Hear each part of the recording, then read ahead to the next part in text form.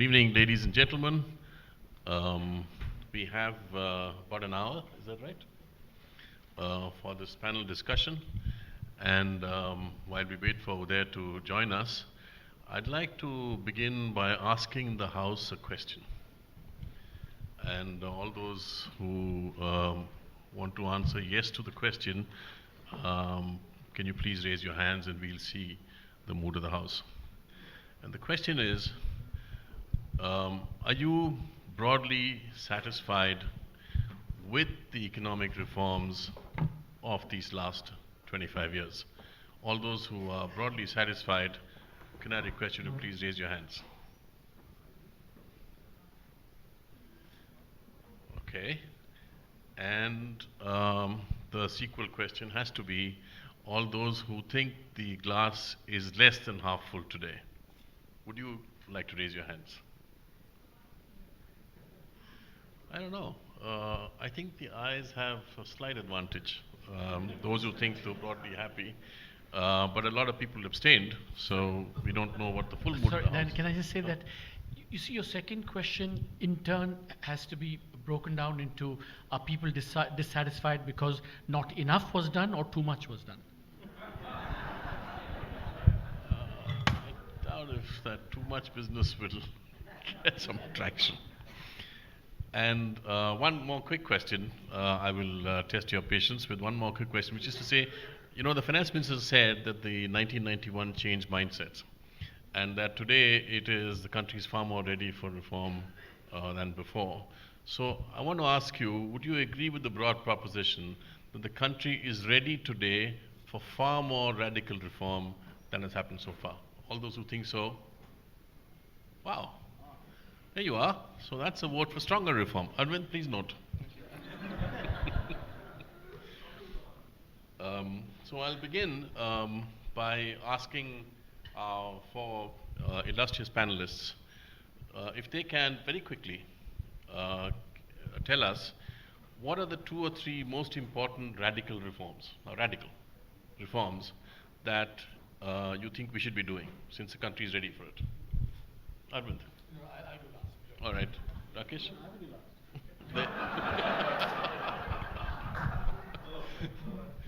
Today I have to have the last one, not Arvind. I think the most important radical reform we need is privatization of public sector banks. Okay.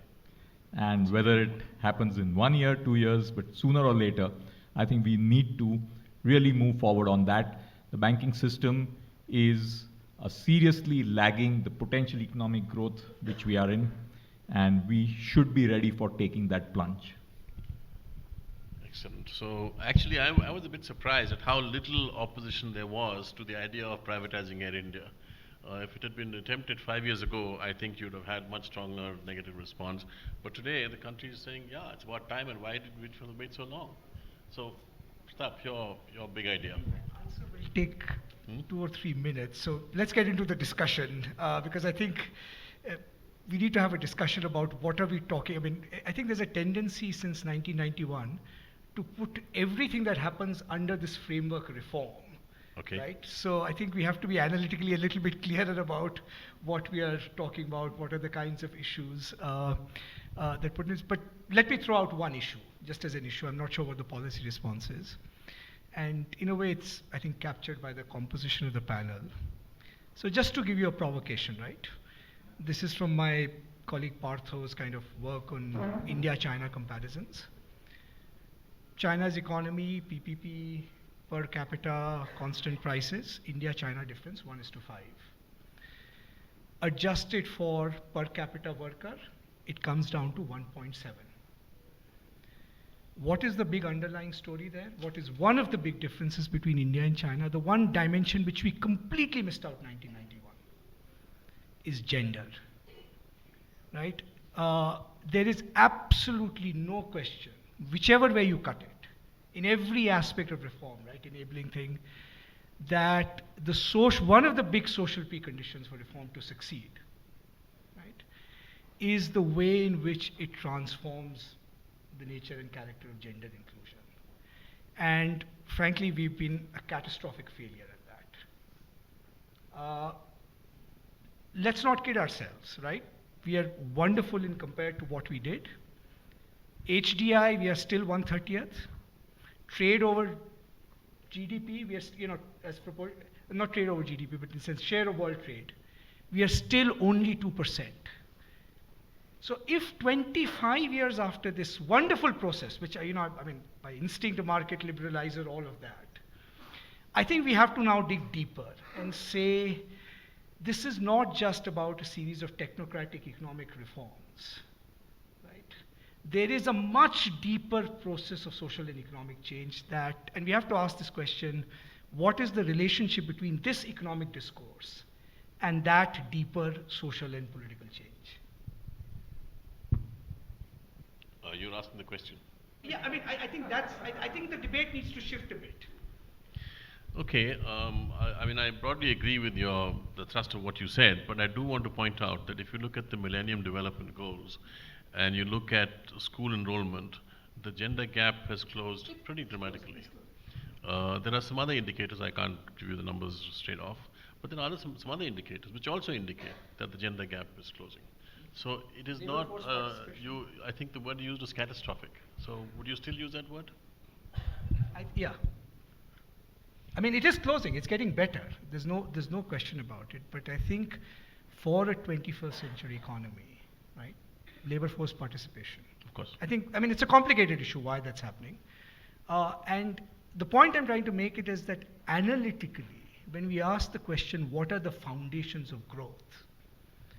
The answer may turn out to be that it doesn't have as much to do with a whole range of things that were captured by the reform process, right?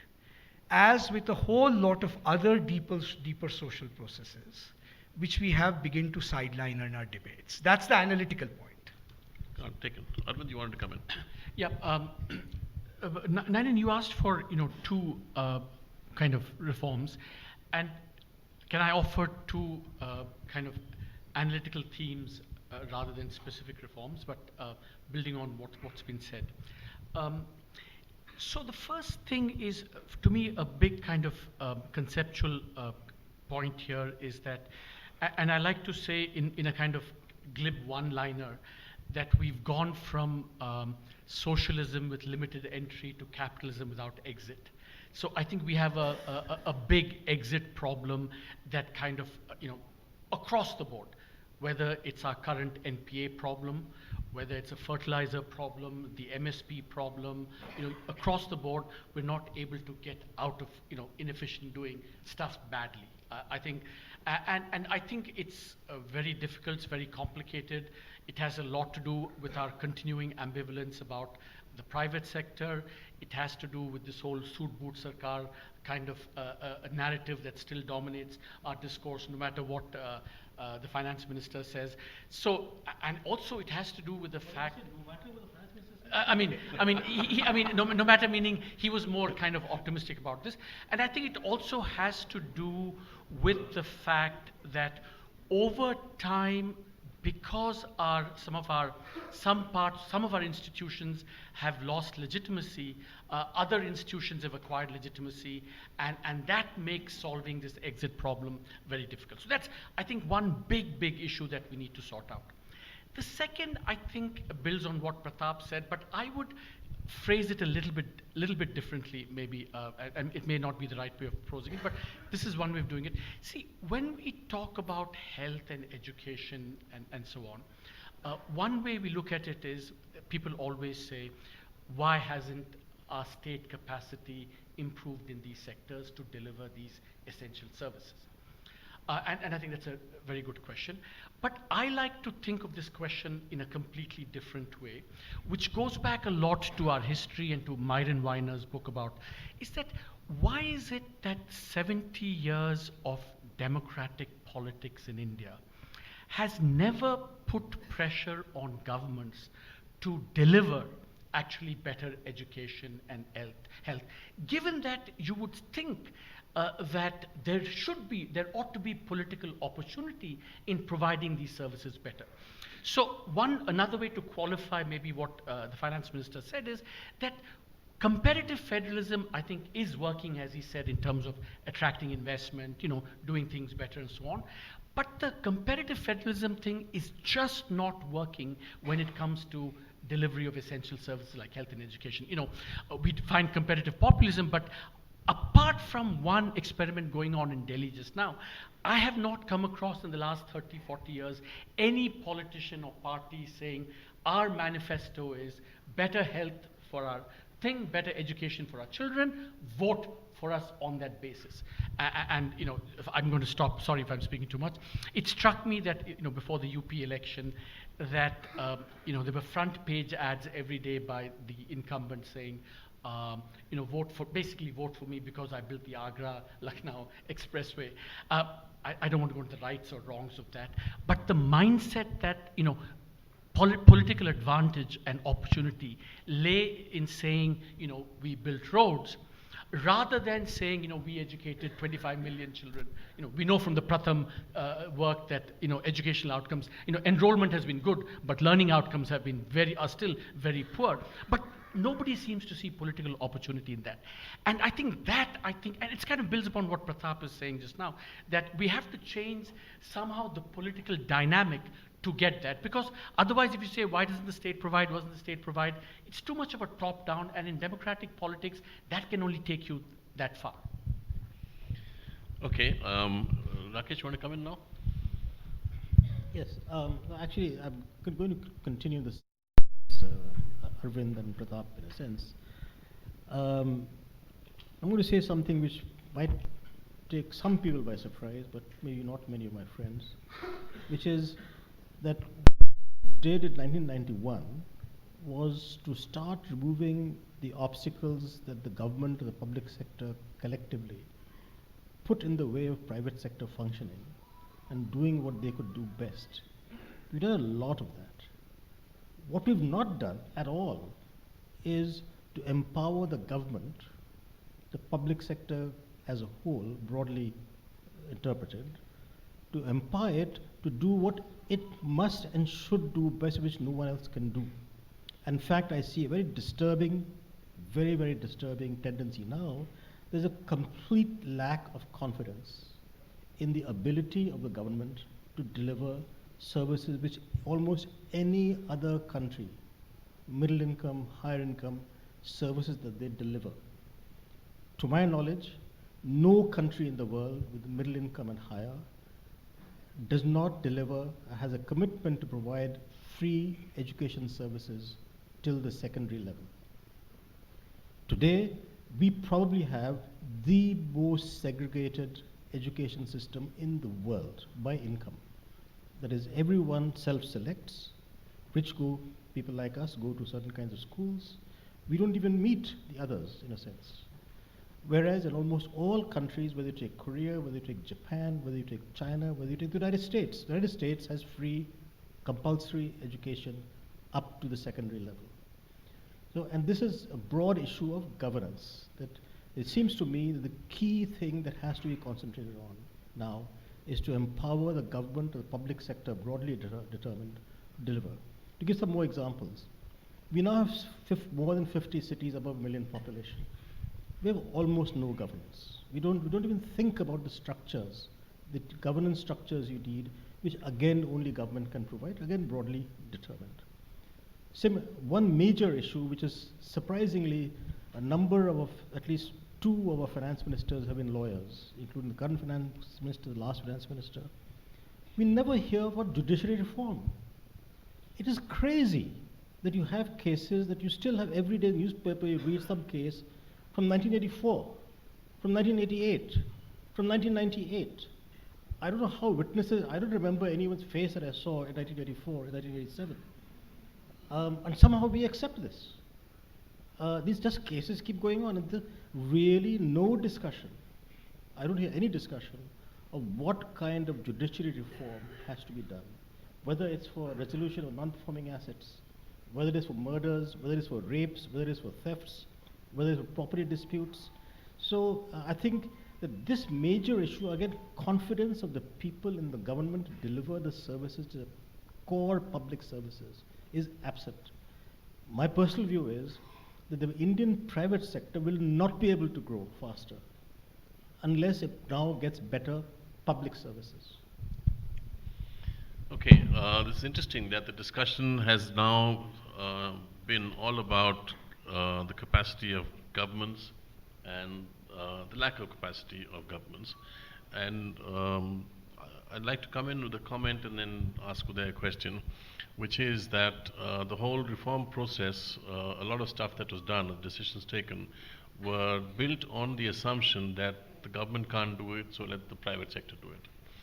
And ever since the NPA problem began, I mean the non-performing assets problem began, we're now beginning to wonder whether the private sector did all that well at all when it came to their turn to invest in infrastructure and so on. So there, my question to you is, the problem with privatizing public sector banks would be, who will run those banks? You can't give it to the business houses, I presume. So who's to run and take responsibility for these banks? You know, Ninan, one of the things which we have found in the financial sector in recent times is we have made entry easier. Therefore, there have been a series of policies over the last few years where we have said new banks, payment banks, small finance banks, encouraging of NBFCs. So you have broadened the sector. I believe that whenever you're making a sector more competitive and easing barriers to entry, inevitable question you have to ask is how are you going to manage exits? And probably not enough focus has been given on how we will handle exits in the financial sector. And as has been shown from time to time, exits in the financial sector are hugely problematic. The entire 30s depression or the 2008 global financial crisis happened because the real economy finds it very difficult to handle exits from the financial sector, especially if it is potential mortality. And inevitably, it leads to disproportionate amount of taxpayers' money, which goes down. And in a democracy like India, and probably most other democracies, where taxpayers are a small percentage of the total voting population, inevitably, taxpayers' money is easy to use. And the most of the non-tax-paying population votes. So you have a situation where there is an inherent moral hazard of public money at risk. And therefore, from a policy point of view, we really need to handle this whole area of mortality in the financial sector with nuance and sophistication. And it has to be done very, very carefully, well-crafted, and well executed. And it is not a 3 or a 6 month process. I would think about it as a 3 to 5 year process, which has to start at an appropriate time and handled with care. And we obviously have the whole business about business houses and the issues around that. And I think Arvind touched a wonderful point. And I have something which in that context, you know, the whole area about capitalism, you know, capitalism without financial failure is socialism for the rich. And this is the reality. Therefore, we got to be careful that in trying to postpone the fundamental issue, you are effectively giving a socialism where only the rich survive out of that. Okay. Let me take off on that point and ask our panel, what are their thoughts on this whole issue that the standard reform package, not just in India, but around the world, has led to growing inequality to the extent that it is threatening political trends and social trends. And do we have a different approach to this whole question of how to handle economic reform and market-oriented economies without creating the kind of inequalities that we do not want and which will threaten systems? So, Pratap, do you want to come in? A couple of quick thoughts on that. One, I do want to build on something very important Uday Kotak said, which is, you know, the broader framing of the reforms process-wise, resetting state and capital relationship. That's what it was fundamentally about, right? And I think one of the lessons 25 years down the line, and I do want to kind of put this out, that contrary to what we thought 8 or 10 years ago, as the reform process gained momentum, as growth picked up, I don't think we should take the social legitimacy of Indian capital for granted. In fact, there's that iconic phrase, right? Part of the romance of liberalization was you could be an honest capitalist, crony capitalism was day of the past. All of that came back with a vengeance, right? And frankly, the regulatory relationship between state and capital is arguably as messier now as it was in 1991. So we have to really ask the question, what was that institutional gap? That capital social location is still in the range of corruption. The second point, I think, about state and capital relation, which speaks to the inequality point, is it is true that the reform process by and large benefited the bigger players more. The small and medium producers were still saddled with all the, as it were, disadvantages that they had. I mean, we are talking about Make in India, industrializing India. The question is, we did have a premature deindustrialization at the bottom. There is no question. The lockmakers of Aligarh, the weavers of Banaras, all of that stuff, right? The rich got SEZs, captive power plants, better infrastructure, cheap borrowing from abroad, access to credit, right? So the inequality that has produced, and even in the political dynamics, right? What we talk about, the kind of revolt of the small traders against big capital, that even on the production side still remains very heavily inscribed in our institutions. On the larger question of inequality, we just have to go to 101, right? Which is capitalism will produce inequality, there's no question about it.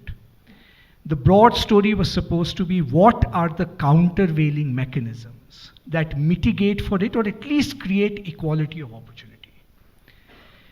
Education was the first mechanism, and one of the trends globally is that education and the way it is structured right now is becoming a mechanism of reproducing inequality rather than mitigating it. That's the big shift between the 50s to the 70s, and not just in India, globally.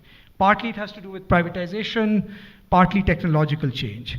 So rethinking education as that key mechanism of, in a sense, mitigating inequality, right? I think that still remains the central mechanism, which we have lost complete grip over. Yeah, I mean, all this ties in also with Rakesh's comment about the failure of the state. And you've expanded private education and created a whole new set of problems, which therefore lead to even, yeah, sure, Arvind. Just on this point about inequality, I would just want us to be a little bit careful about painting with a broad brush. While there may be similarities between what's happening overseas and in developing countries, including India, I think there are very important differences. I think the inequality problem of the West has 2 or 3 distinct dimensions. A lot of it has to do with, inequality that arises from basically a slowdown of the growth momentum. Productivity growth has slowed down, and that creates a whole set of pathologies. And of course, then you've had this this winner-take-all, financial capitalism. What I call the Piketty problem: the top, not 1%, but et cetera, et cetera. In countries like India, I think something something different is going on, which is that we have a lot of dynamism. We've had a lot of dynamism for 25 years. On balance, that has produced a lot of benefit, notwithstanding what everyone has said about it's benefiting some and not the others. I think it's produced tremendous benefits. And of course, it's been associated with inequality, rising inequality. So our challenge now is not the West challenge of, how do you manage decline and slow down, but how do you manage dynamism? And I think it's in some ways a less difficult problem than the West confronts. Of course, we have our own, identity, caste, all of that happening. So I would still think that the main mechanisms for countervailing some of these things has to be, redressing the neglect of human capital. I think health and education especially, which we've neglected completely. And I would insist that where we have to start thinking more creatively about this is not this top-down, why isn't the state providing? So just one aside, if you would permit me. I used to be a little bit cavalier about this whole health and education story for the following and I've changed my mind quite a bit on this. I used to be cavalier because I used to think that after 91, we'd always been poor at providing education, for example, right? I thought after 91, because the growth took off and the returns to education took off, I thought that there would be some endogenous response of, emphasis on human capital, private acquisition of human capital because of this. I mean, looking at the data and the evidence, I think I'm quite stumped that that has not either happened enough or not happened, at all. So I've become less gung-ho about this whole endogenous acquisition of health and education, human capital, and therefore I think it's incumbent on both the state, but also on democratic politics to kind of make these salient resonant issues. I'm being a little bit maybe politically incorrect when I say this, but I do think that's why the Delhi experiment is a little bit interesting, because they are placing health and education as the centerpiece of what they want to be judged by. And if that thing works, then I think it's a model that I think potentially could spread all over the country. I carry no brief for any party here, but I just want to put it out there as a kind of interesting economic and political experiment, which I think has serious implications for this whole human capital story going forward. Picking up from Pratap's point about mitigating measures, one issue that's got some traction in recent months is this whole business of basic income being provided to everybody by the state. Universal basic income. So, well, it is the subject of the day in some ways, and you have a divide on whether it's good or bad, people thinking both. So, does anybody want to come in on the universal basic income question? I think there are many more things to do than discuss universal basic income. I think there are many more important things to discuss than universal basic income, if I may say so, Arvind. No, I want to bring back the discussion a little bit on some core economic issues, one of which is what is happening with manufacturing. And we have an excellent piece by Naushad Forbes in the book on the lack of technology investment in manufacturing. So, general issue of competence, actually, that there's a real issue that in a lot of the discussion today that you see in the press, from the government, private sector, very little discussion on what used to be called the scientific temper. That the productivity change, I mean, how do incomes increase anywhere? Productivity changes. How do productivity changes take place? It's by investment in technology, in science. Of course, this goes back to the education issue in general. So I think that in manufacturing also, in Indian industry, one of the expectations we had in 1991 was that as we increase domestic competition through domestic deregulation, as we increase competition from trade, and as we increase competition from foreign direct investment, there would be natural incentives for the Indian private sector to invest more in technology. They've just not done that. Naushad wrote this piece as he was president of CII. So you must have had a lot of brickbats. Maybe they haven't read your piece yet, Naushad. So all your friends in industry, I wonder what they're saying, what the hell have you written? But serious point is that the way that, say, the East Asian countries, whether it's Korea, whether it's China, Japan, much earlier, they've gone up in some sense is really by increasing investment technology, both in the private sector and by the government. And this again goes back that this can't be done unless you have an enabling mechanism right through the system, from primary to secondary education to higher education, which encourages research, etc. So I think, second, that's one point of the manufacturing point where, look, we sort of say that, look, we are not, one of the things that puzzles me, one of the things that Arvind Panagaria is sitting here, that he's been emphasizing, it seems to be unsuccessfully in the government, for promoting labor-intensive manufacturing in the country. Arvind has been really passionately, I think, arguing for coastal economic zones and other issues, labor reforms and so on. And the point, Pratap, that you were making about the big have succeeded, if you look, Arvind, why don't you send him some of your charts to show that we have a paucity of big manufacturing firms. We don't have an excess of big manufacturing firms. We have too many small firms, for God's sake. And it's the big firms that provide manufacturing employment. Discussion of this, why not? That's my question. And in some of the core economic issues that when we started 91 reforms, the first thing was industrial policy. We were focused on manufacturing and industry. Of course, I happen in industry ministry, so that of course my job. But here's very little of this now. And so in this issue of income growth through greater generation of manufacturing, of course along with services, we seem to have convinced ourselves that we can only do services. Is that a caste issue?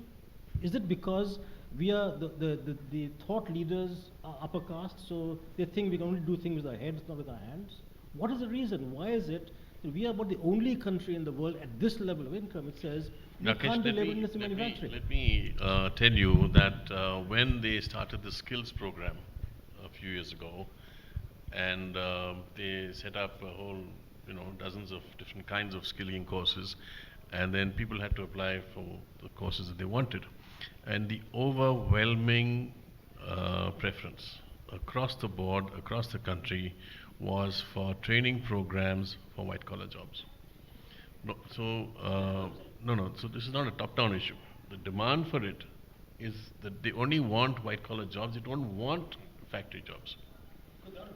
So They want white-collar jobs because they're not seeing generation of factory jobs. and people, I know that in several areas, certainly in Kerala, people are willing to take a 50% pay cut to move from a brown-collar job to a white-collar job. Because status, You're only proving my point, Ninan. your prospects in the marriage market, these are real issues. You're only proving my point. If you have good manufacturing jobs, they're not there. So, I mean, it's status issues, it's partly labor relation issues, which are, which is something that's been kind of quite sidelined, I think, in the last 15, 20 years. But just to pick on one point Rakesh made, right? And when we look at the last 25 years, so the reforms were a major achievement and truly astonishing in some ways. But, if you ask a very basic kind of naive question, what unleashed the growth dynamic in the last 25 years? Apart from the 1991 phase, the second big phase, right, was in a sense the beginnings of infrastructure, investment in infrastructure. Real kind of hats off to Dr. Manmohan Singh. I think the acceleration of PMGSY, I think, was probably one of the more revolutionary reforms actually in the last 25 years. And the point I want to make by picking on the PMGSY example is, if you ask the basic question, what do you need for manufacturing, right? Cheap logistics. Your logistics costs are higher than the United States, right? Forget other developing countries. Energy, right? Good regulatory system, good human capital. The point is, all of these things require an incredibly competent state to do things, as it did in PMGSY. Whereas the framing of the reform process was all about where do we need to get the state out of, right? And I think that conceptual mistake, which most, I think, common people didn't believe, but the problem is government began to believe that itself, right? That reform is really about where do we get the government out, whereas all the things you need for these things, even in the core economic activities, right, are things that actually require a very competent and a competent government. Arvind, before you come in, then you're the only person hiring people. Exactly. Over here. So I want to ask you, and you've been running an enterprise now for the best part of 3 decades. So is there a change, or what is the nature of the quality of the people who come for employment or who get hired for jobs? Ninan, I think the mindsets of people have dramatically changed. I come from a generation, and I suppose most of us come from a generation which was very insecure about the India we lived in and about the security and safety of our jobs. The new generation which is coming in is far more secure about its future and is less worried about making a change at the drop of a hat. You're seeing a far more dynamic workforce, less tolerant to organizations which are inefficient or which are tardy, and ready to move And that is what is happening. One of the challenges, including for the state, is best talent is far more fickle about its choice than it used to be in the past, and will move at the drop of a hat. And we need to be ready that for best talent, organizations have to be dramatically more inviting and willing to really reach out to hold them and make them grow with you. And this is the truth. And you're competing with the best in the world. The IIMs and the IITs from India are the places where the Googles and the Facebooks and the Microsofts of the world hire as well. And I just wanted to come back to your point on education. And the real issue for me is, in this process of reform, are we giving enough attention to the softer factors? Most of us were born with and have read in our childhood books about the guru-sishya relationship, that is the teacher. And the teacher is that very respected person in our minds. Let us ask ourselves, in today's society, do we really create a social surrounding where the teacher is a very respected profession, something to be looked up to and something to be chased by the new generations as people grow? And I think this kind of respect, whether it's for teachers, whether it's for judges, the society has moved on to much more harder stuff, much more short-term economic or status-oriented, than creating that value for softer jobs which are having significant differences. I asked the best lawyers in the country, how many of them are ready to say, I need to be a judge to transform Indian society? So if we really want the judiciary or the educational system to improve, we need to have the softer mindset change where teachers and judges are the most respected members of our society. And we need to make that transition. Okay. Arvind, you were going to come in. No, I was just going to more raise a question that I think there is commonality, I think, here on the panel, certainly in everywhere, that we need to focus on improving state capacity. I think everyone agrees with that. I think the harder question is to ask how much of it is going to happen top down and how much is going to happen because of pressure from below. And for example, reforming the judiciary, reforming the police, for example, which Swaminathan Iyer says makes, emphasizes so much. The question is that, how are these changes going to happen? Is it mindset? Is it, a framing? Or are there some really hard political economy constraints that need to be overcome to do that? I think that's the question. So it's easy to talk about improving state capacity. I think everyone agrees on the need for that. I think actually then translating that into an agenda, one, I think Pratap has written, Rakesh also mentioned, judiciary, it's a no-brainer to invest, maybe a few hundred crores, and I think you can get a lot of things. But I think maybe the time has come to, in fact, identify and focus on a reform agenda for state capacity, but trying to identify the constraints that come in the way, like we did, it was easy to say, get the government out, and you got all these things. But when you have to get the government back in, maybe, the law of entropy says that that's a much harder thing to do than getting government out than to build capacity. So I think all of us need to maybe start thinking about, what are the priorities and how are these things actually going to be done? After all, even on administrative reform.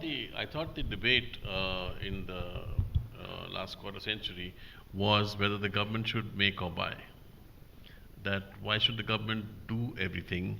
It can get others to do it and pay for it, including for education, for private healthcare. You provide the insurance, and then it's provided actually by private medical establishments, which I think people are now getting a little disillusioned with what these private establishments do, and that you would regulate. Ninan, now, what we find, let me just finish. You just follow the debate in the United States today. This issue of health insurance, private sector provision of health because the government pays, we know is a failure everywhere in the world. It's just not on. Why do we go for this? But we did. So my question is, if the argument was that you could regulate the private sector, what you find today is that actually you fail in the regulation as well, in these areas, correct, both education and in healthcare. So what is the solution? Do we go back to saying the government must make, not buy? I think there are some areas clearly like, police reform, judicial reform, where, the state has to make and do everything. There's no outsourcing this business. But I think in these other areas like health and education, I think more and more the evidence is suggesting that, to hope that, you can actually do better regulation and, i.e. you don't provide, but you regulate.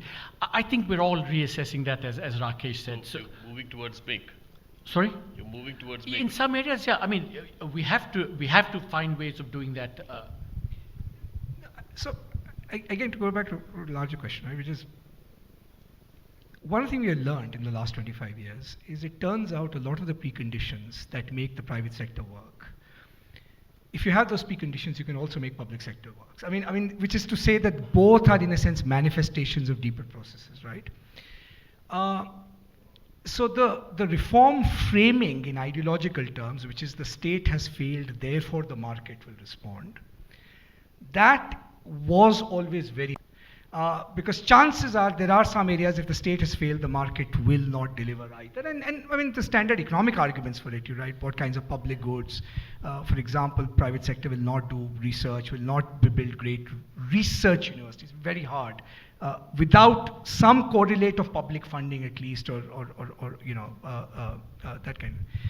So I think now you have to go back to first principles and say, rather than this abstract framing, market replacing the state as the narrative of reform, you have to say which good, which sector, under what conditions, right?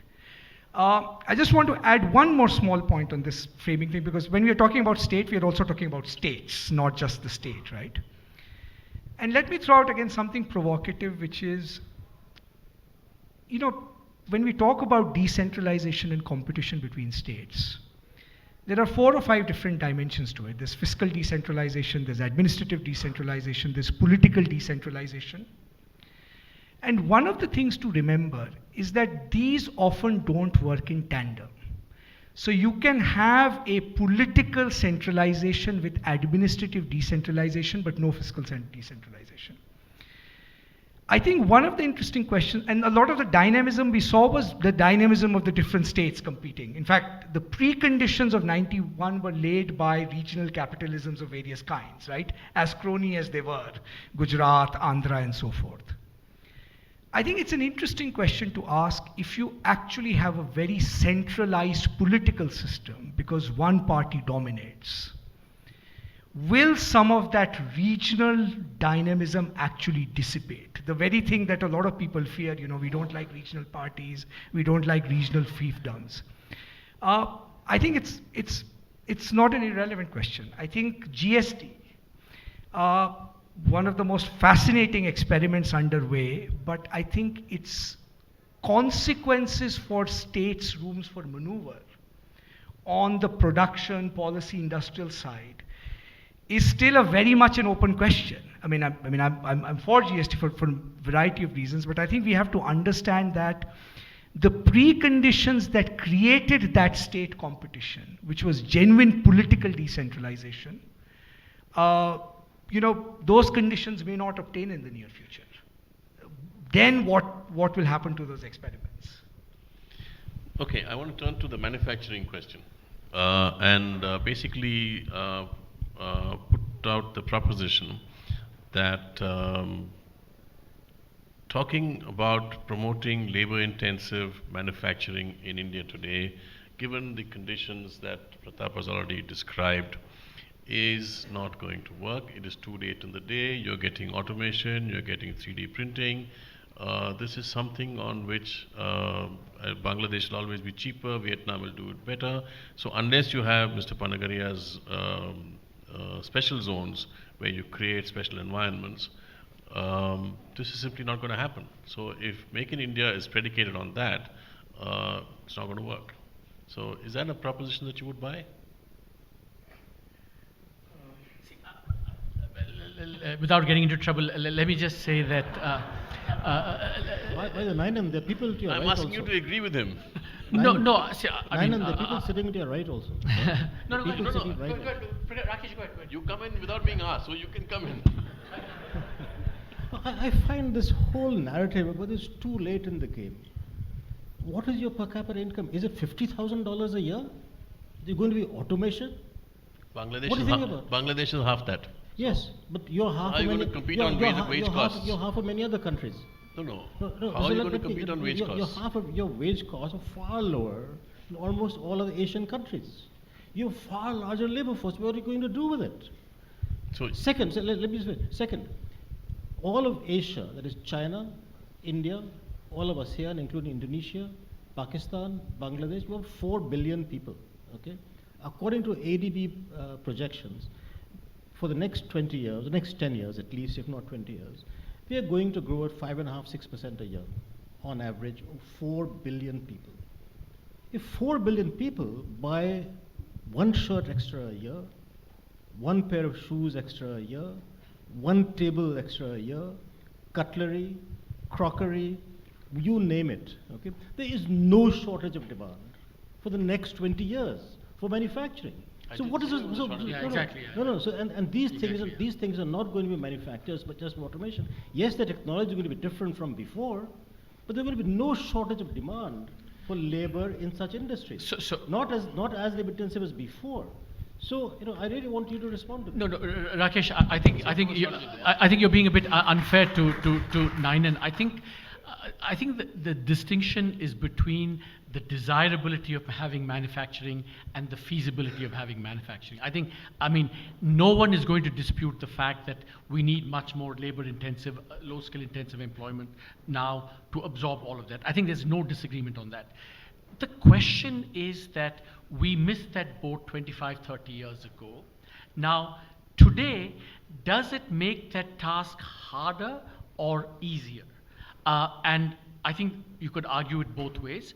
I think what makes it maybe not easier, but at least there's a window of opportunity, which is that wages in China, the juggernaut, are rising, and therefore that creates opportunities for other countries. But the sad truth is that even if you take something like clothing, for example, I mean, that opportunity that's being vacated is going to Vietnam, Bangladesh, Cambodia, Ethiopia, etc., etc. Absolutely. So no one is disputing that we need to do this, but I think the preconditions for doing that are enormous, and on top of that, we have the new headwinds that Ninan is talking about, the robotics, etc., etc.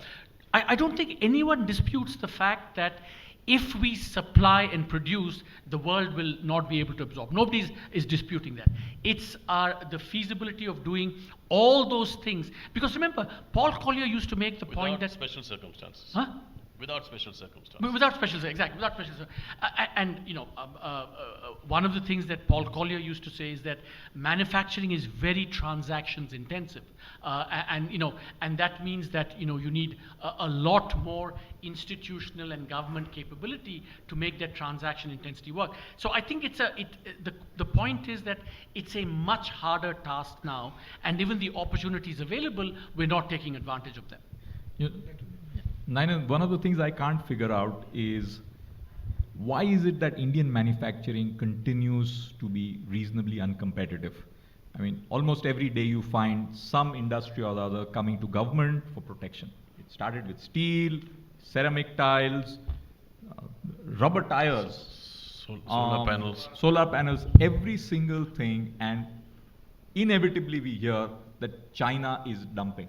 Now, I don't know enough about the level of state capitalism really supporting some of these entities, but we need to create data on this. But finally, if you're going to start having protectionist duties on all these to make Indian manufacturing survive, I think there's a problem.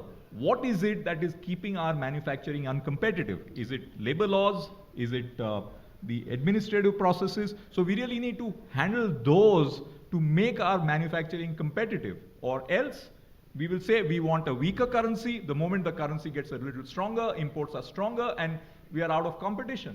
Therefore, and our exports in manufacturing are also facing the same pressure. Therefore, are we essentially going to be competitive with a relatively more stable currency, And are we going to be able to remove some of our bottlenecks, including between center-state issues, or really running for protection to promote Indian manufacturing? And are we going to go back to the days of import substitution as the basis of our model?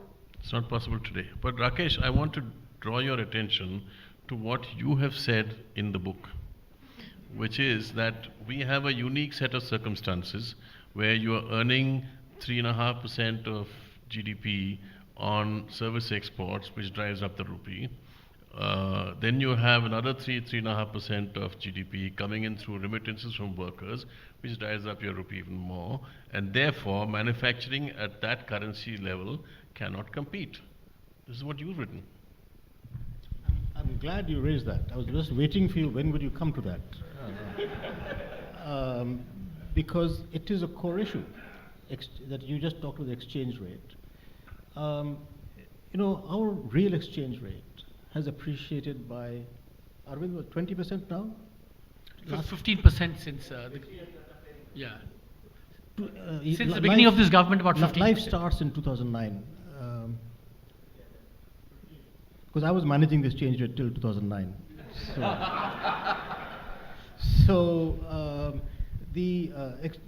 We have let the real exchange rate appreciate over the last number of years. Of course, 2013 there was a hiccup. So are you suggesting major intervention in the currency market to that. neutralize a 6% of GDP inflow? Well, it may not be immediate, but the point is, you have to recall that from around 2002 to around 2012, you had very high export growth. No doubt, global trade growth is also high, but our growth is much higher than global trade growth.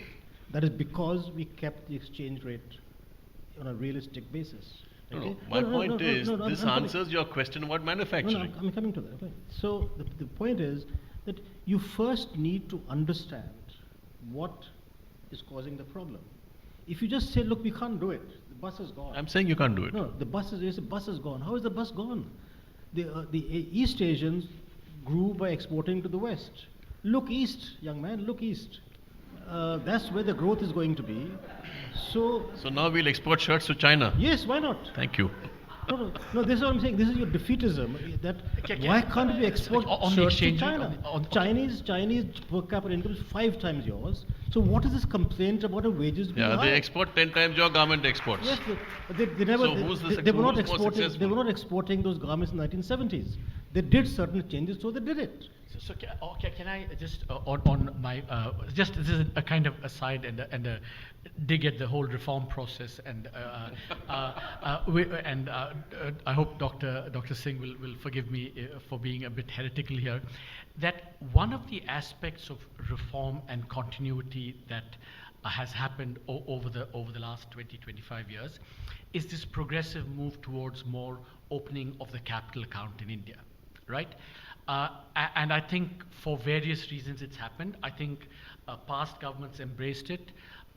We accelerated it, and this government also embraces it, but maybe for slightly. Not now. No, foreign capital. But there is no doubt in my mind that this government also loves foreign capital. I think they're clamping down on debt. Well, that is a minor thing, glitch, but for different reasons, which we can go into later. But so, if we were really cared about manufacturing, I think we would have, at every stage, if we wanted to maintain a competitive exchange rate, we would have consciously thought harder about, do we want to go down this path? Because I think what people forget is that if you open the capital account, the ability to maintain a competitive exchange rate it's not impossible, it becomes very, very difficult to do so.